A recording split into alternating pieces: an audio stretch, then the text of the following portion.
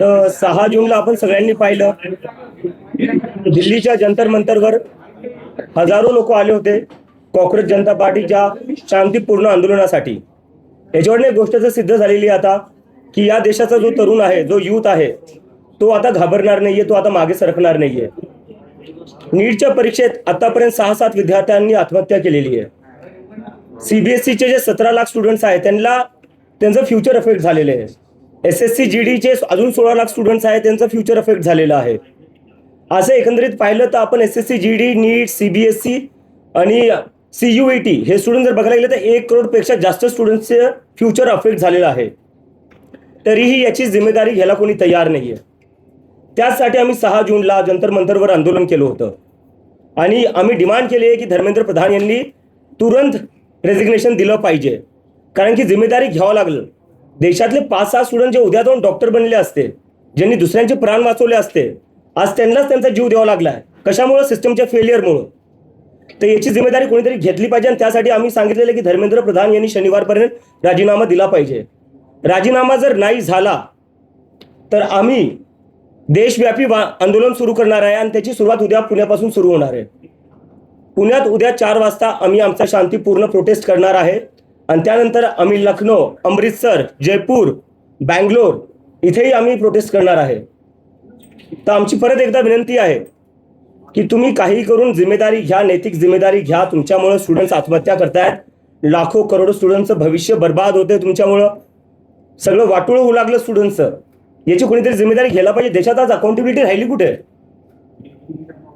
Students ओरडू लागले, थकून चालले, पेपर लीक होऊ लागले, सर्व्हर डाऊन होऊ लागले. कोण जिम्मेदारी घेणार याची आणि कधीपर्यंत असं चालणार आहे?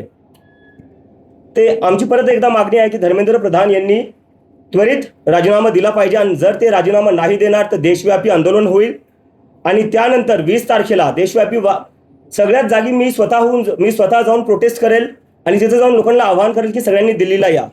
जर धर्मेंद्र प्रधान यांचा राजीनामा नाही झाला तर 20 तारखेला दिल्ली येथे सगळ्या देशातला तरुण येईल आणि धर्मेंद्र प्रधानचा राजीनामा घेतल्याशिवाय वापस जाणार नाही. धन्यवाद. प्ले स्टेशन खेळत होतो जेव्हा मी ते ट्विट केलं होतं आणि त्याच्यानंतर मी एकदमच पाहिलं लोकांचा खूप सगळा प्रतिसाद आला आणि त्याच्यानंतर मी पाहिलं की आता प्रतिसाद आला तर एखादं हँडल सुरू करून टाकतो ट्विटरवर किंवा इंस्टाग्रामवर. दुसऱ्या दिवशी मी उठून पाहिलं त्याच्यावर 1 मिलियन फॉलोअर झाले होते. मग कुठं ना कुठं मला असं वाटलं हे काय झालं आता. भीती वाटत होती काय फॉलोअर? नाही, भीती नव्हती वाटत. मी समजायचा प्रयत्न करत होते की काय चालू आहे, कशामुळे होतंय असं. त्यानंतर मी जेवढे लोक फॉलो करत होते, काही लोकांचे मेसेजेस येत होते, त्यांच्याशी संवाद करायला मी ट्राय केला आणि त्याच्यात समजलं की लोक खूप जास्त हे जे तरुण आहेत, 19 वर्षाची मुलं होती ती, कोणी रिसर्चमध्ये जायचं प्लॅन करते, कोणी डेटा सायंटिस्ट बनायचा विचार करत होतं. तर त्या लोकांनी एकंदरीत ना पॉलिटिक्सवरनं गिव्हअप करून टाकलं होतं. जेवढ्या पॉलिटिकल पार्टीज आहेत त्यांनी एकदमच त्यांच्या एक्सपेक्टेशन संपल्या आहेत त्यांच्याकडून आणि त्यांना असं वाटलं की हा प्लॅटफॉर्म कुठे ना कुठेतरी आमच्यासाठी यूज होऊ शकतो आणि त्यामुळे मग त्यांनी मला प्रेशर केलं की आता ही मुवमेंट तू सिरियसली घे. आम्हाला माहिती आहे तू मजाकमध्ये सुरू केली आहे, पण तू आता सिरियस. इतर ठिकाणी तुमचे जे आंदोलन आहेत पुण्यात झाल्यानंतर इतर ठिकाणचं कसं नियोजन आणि हे 20 तारखेचं जे आहे त्या इतर शहरांमध्ये झाल्यानंतर मग 20 तारखेला रिलीज होणार आहे? बरोबर. नाही, आमचं नियोजन चालू आहे. आम्ही जिकडे तिकडे आमच्या टीम्स आहेत, आम्ही कोऑर्डिनेट करतोय आणि पुढच्या काही दिवसात आम्ही तिकडे आंदोलन करणार आहे. आणि तुम्हाला काही कॉन्टॅक्ट आला का केंद्र मंत्र्याकडून किंवा मंत्रालयाकडून कॉन्टॅक्ट केला आहे? कॉन्टॅक्ट नाही, आम्हाला राजीनामा पाहिजे. कॉन्टॅक्टचं आम्ही काय करणार? नाही, डायलॉग एकच झाला. आमचे अकाउंट बंद केले, आमचे सोशल मीडिया हॅक केले. ते नसते केलं तर मला अमेरिकेवर नाही याची गरज पडली नसती. तुम्ही विद्यापीठच का नाही म्हटलं? जिल्हाधिकारी कार्यालय विद्यापीठात काय प्रॉब्लेम असेल? नाही, प्रॉब्लेम काय? एज्युकेशनचे जे आंदोलन होतात त्या संबंधित इन्स्टिट्यूटमध्ये होत असतात. विद्यापीठ सर, मला काय वाटतं ना, कुठं आंदोलन करतोय, कुठं करतोय हा प्रश्न आहे का सर? 6 स्टुडंट्सने आत्महत्या केलेली आहे, ते सोडून आपण कुठं प्रोटेस्ट करतोय, प्रोटेस्टची जागा कोणती, त्यावर आपण डिस्कशन करतोय. काय अर्थ आहे या सगळ्या गोष्टींना सर? प्लीज म्हणजे मुद्दे आपला जो मुद्दा आहे त्याची सेन्सिटिव्हिटी समजून घ्या सर. नाही, मी समजतोय. असं आहे साधारणतः जेव्हा आंदोलन होतं तेव्हा कलेक्टरला निवेदन दिलं जातं वगैरे अशा गोष्टी होत असतात म्हणून आम्ही हा प्रश्न विचारतोय. तुमच्या आंदोलनाच्या स्थळात आम्हाला काही ऍक्शन घ्यायचं कारण नाही, बरोबर आहे तुमचं, पण माझं आहे की परमिशन भेटलेली आहे, तिथे काही प्रॉब्लेम नाही आहे. प्रोटेस्ट कुठेही हो, 6 विद्यार्थ्यांनी आत्महत्या केलेली आहे, लाखो करोडो स्टुडंटचं आयुष्य जे आहे त्याच्यावर मोठा क्वेश्चन मार्क आहे. मला वाटतं आपण त्याच्यावर थोडं फोकस करूया. नरेंद्र मोदी हे धर्मेंद्र प्रधान यांचा राजीनामा घेतील असं तुम्हाला वाटतंय का? कारण तुमच्या पहिल्या दिवशीच्या आंदोलन होतं त्याला चांगला प्रतिसाद मिळाला. पुढे देखील प्रसार मिळेल काय एकत्रित वाटतं? मला असं वाटतं जर ते रशिया युक्रेनचं वॉर थांबवू शकतात तर राजीनामा तर घेऊ शकतात. आम्ही 20 तारखेला आता दिल्लीत जाणार आहे. त्याच्या आधी आम्ही देशभर आंदोलन करणार आहे. हा, आम्ही आता परत सांगतोय 20 तारखेला दिल्लीत होणार आहे. आधी त्याच्या आधी आम्ही देशभर आंदोलन करणार आहे. आंदोलनानंतर नेमका काय फरक पडला, काय बदल झाला, लोकांचा तुम्हाला पाठिंबा वाढला? पहिल्या आंदोलनानंतर काय काय झालं? कॉक्रोच जनता पार्टीमध्ये कसा बदल घडले, काय झाले? पहिल्या आंदोलनात तिथे जाऊन मला कळलं की देशभरातून तिथं लोक आलेली होते.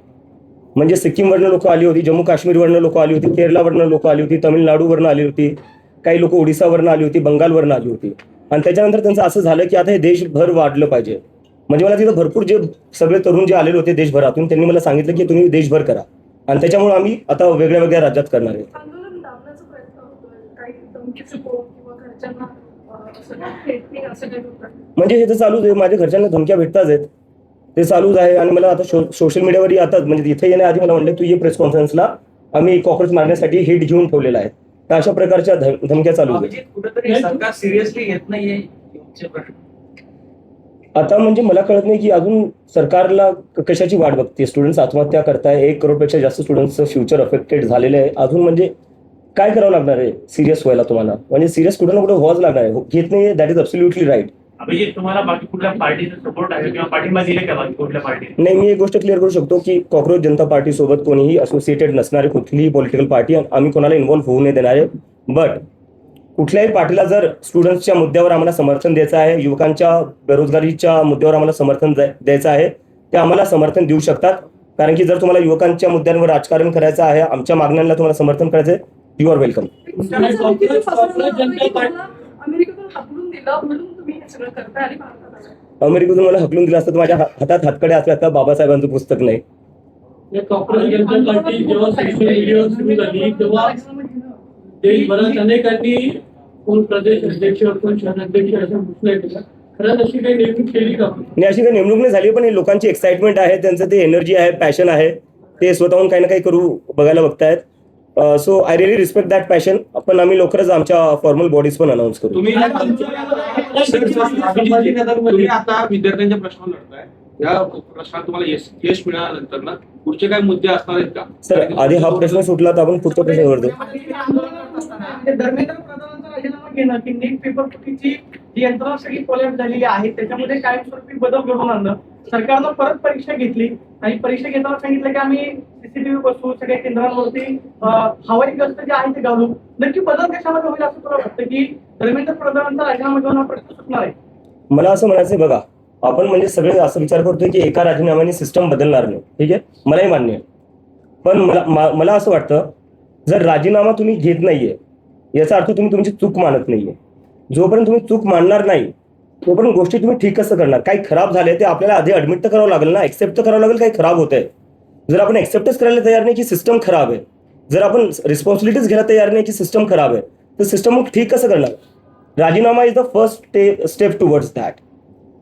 तुमच्या आंदोलनावर असा आरोप होतोय की नॉन आरगी आणि काही आणि त्याची तुलना कुठेतरी अण्णा हजारेंच्या आंदोलनाशी होते, तर त्यावर तुमची काय प्रतिक्रिया आहे? दिल्लीत मी अमेरिकेवरनं आलो, मी तसं स्टेजवर गेलो.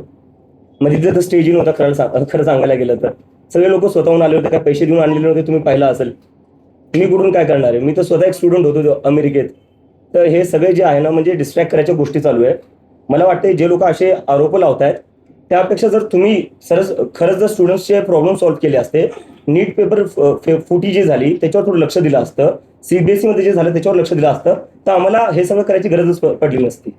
दिल्लीमध्ये आंदोलन करताना तुम्हाला देशातल्या इतर अनेकांनी पाठिंबा दिला, ते तुमच्यासोबत आलेले होते.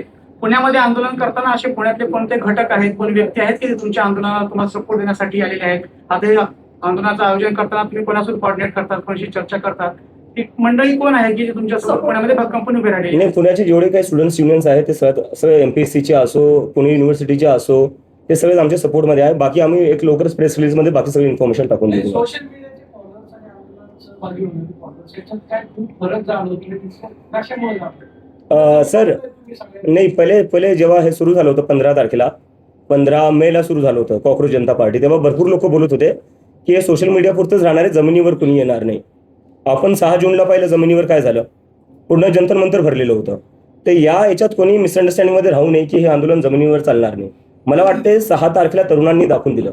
आणि आता सगळ्यांच्या माध्यमातून मला, तुमच्या सगळ्यांच्या माध्यमातून मला सगळे जेवढे पेरेंट्स आहे, आई वडील आहेत, त्यांना अपील करायची आहे.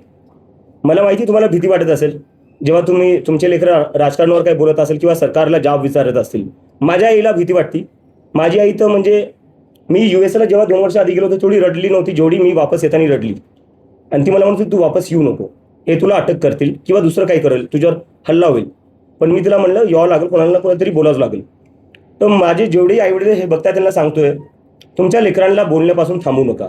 जोपर्यंत मी एकटा बोलत राहील तोपर्यंत असू शकता हे मला एकट्याला आवाज दाबायचा प्रयत्न करतील.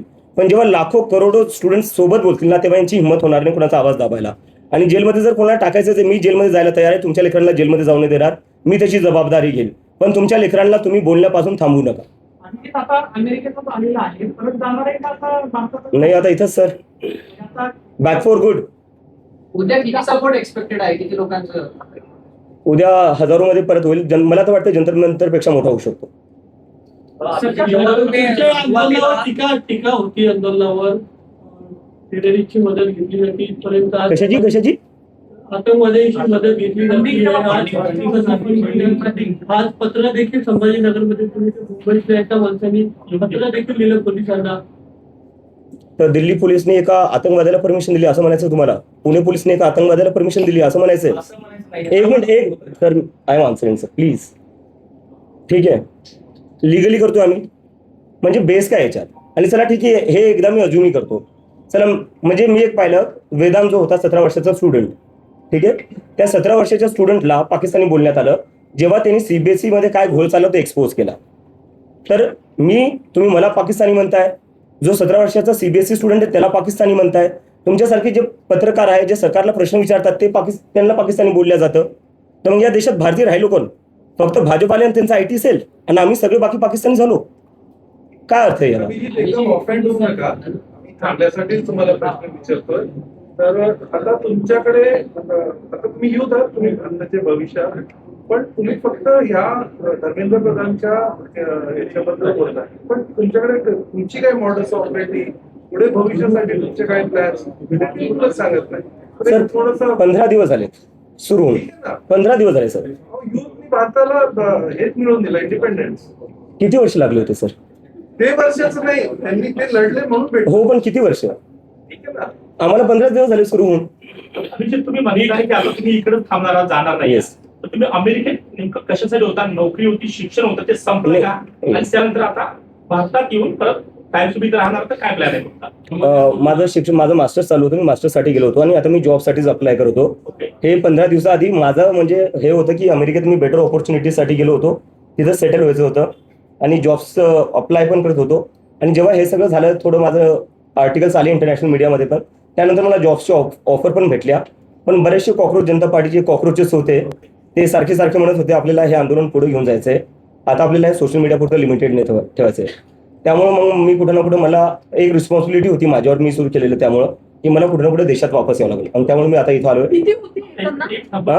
भीती होती कॉक्रोच जनता पार्टीची आता राजकीय स्थापना झाली का? काय झालं पुढे? काय नाही, ही एक मुवमेंट आहे सर, ही एक मुवमेंट आहे. आणि मी परत तुमच्या सगळ्यांना रिक्वेस्ट करतो, मी ऑफेंड नव्हते सर, मी रिक्वेस्ट करतो. आणि 15 दिवस झाले, 15 दिवसात तुम्ही कसं काय आमच्याकडून अपेक्षा करू शकता की आमच्याकडे सगळेच प्रश्नांची उत्तरं असू शकतात किंवा आमच्याकडे पूर्ण सिस्टम तयार असू शकतं? नाही, नक्की करू सर. पण दुसरा प्रश्न असा Yes. की अमेरिकेतून राहून आले, आम्ही अनेकदा बघतो की अमेरिकन असं बोलतात आपल्या देशाबद्दल, वेगवेगळे असे चर्चा होतात. खरंच अमेरिकन काय विचार करत होतो भारतीयांबद्दल? नाही, तसं तर म्हणजे नेमकं विचारायचं नाही चर्चा भारताबद्दल. नाही, भारताबद्दल चर्चा होती, कारण की जर अमेरिकेत बघायला गेलं तर अमेरिकेची जी IT, खूप चांगला प्रश्न विचारला, याच्यावरून मला आठवलं. अमेरिकेची जी IT आहे, IT इंडस्ट्री, ते सगळे भारतीय चालवतात. सिलिकॉन व्हॅली जी आहे तिथं सगळ्या मोठ्या पोझिशन्सवर सगळे भारतीय आहेत. अमेरिकेत जर हायेस्ट पेईंग कम्युनिटी कोणती आहे ती भारतीय आहे. तर असं नाही की आपल्या देशात टॅलेंट नाही आहे, आपल्या देशात खूप टॅलेंट आहे. आपल्या देशात टॅलेंट इतकं आहे की युरोप असो का अमेरिका, तिथे सगळ्यात हायेस्ट पेईंग जॉब्स जे आहे ते भारतीयला भेटतात. पण आपल्या देशात काय होत आहे? आपल्या देशात ती ऑपॉर्च्युनिटी आणि प्लॅटफॉर्म का नाही भेटत आहे जो बाहेर देशात भेटतोय? नीटचा पेपर तो फुटला, त्याला जबाबदार कोण आहे? म्हणजे NTA चा संपर्क मराठवाड्यातल्या अनेक क्लासेस चालकांशी झाला. पेपर होण्याच्या आधी 10 दिवस त्यांच्याकडे पेपर होता. NTA मधले जे तज्ञ असतात त्या तज्ञांनी ते प्रश्न जे आहेत ते क्लासेस पर्यंत पोहोचवलेले होते. हे नक्की गळती कशी झाली? म्हणजे सरकारचे फेल्युअर आहे की एनटीए मधले याच्यामध्ये दोषी आहे, त्याच्यामुळे मग एनटीएच्या कर्मचारी अधिकाऱ्यांवरती कारवाई करा? सरकारच्या आतल्या लोकांशिवाय कोणतीच गोष्ट लीक नाही होऊ शकत. आणि मला वाटतं त्यामुळेच एज्युकेशन मंत्रालयात थोड्या दिवसाआधी आग लागली होती. दाखवलं ते अनेकांना आवडलं. पण काय सांगायचं होतं तुम्हाला? त्याच्याने मला हे सांगायचं होतं, ही जी मुवमेंट आहे ती संविधानाच्या हद्दीत राहूनच चालेल आणि संविधानाचं पालन करूनच चालेल. Okay, thank you everyone. दोन मिनिटं झाली.